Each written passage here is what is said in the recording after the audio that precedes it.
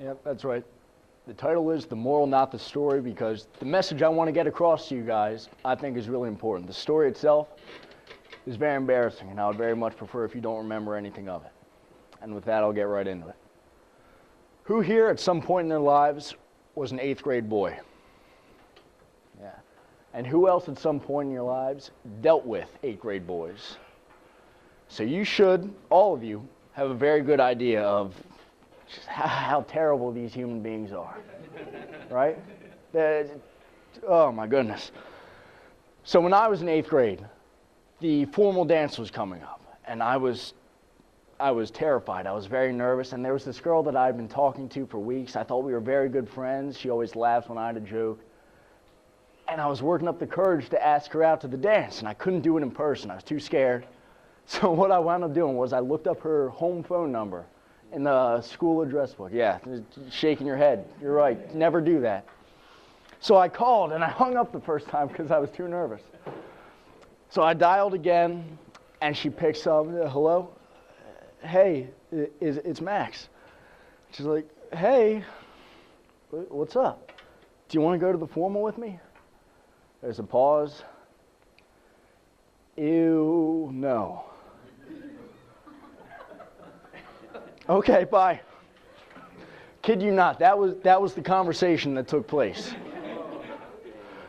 When I was telling my friends and telling my parents, like, if I should ask her out or not, they would always say, oh, the worst thing that happens is she says no.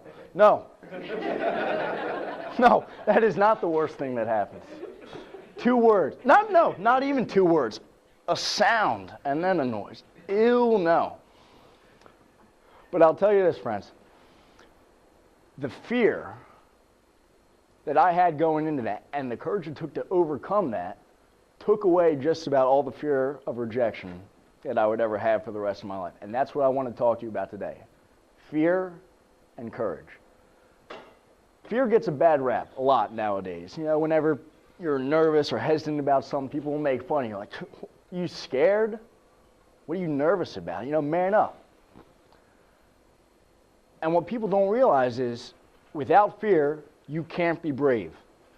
Courage isn't going into a situation being fearless. Courage is entering into a situation and knowing, you know, I am scared, but I have what it takes to get past this.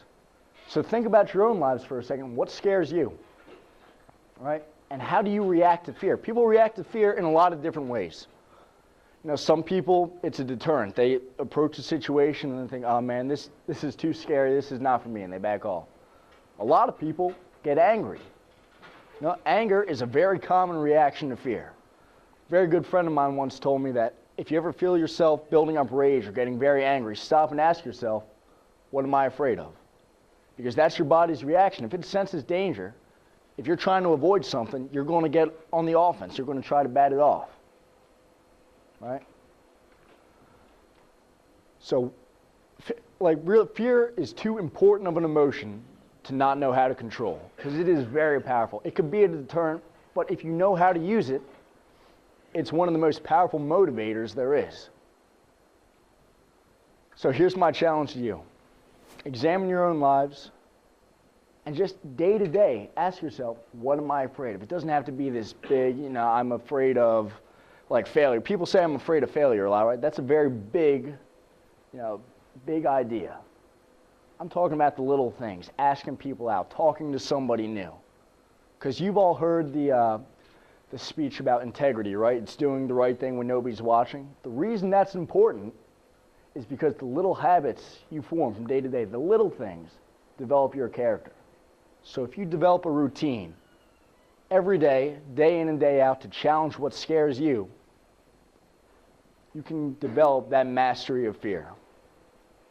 Learn more about yourself, learn how to control fear, and learn how to use it for your advantage. Thank you.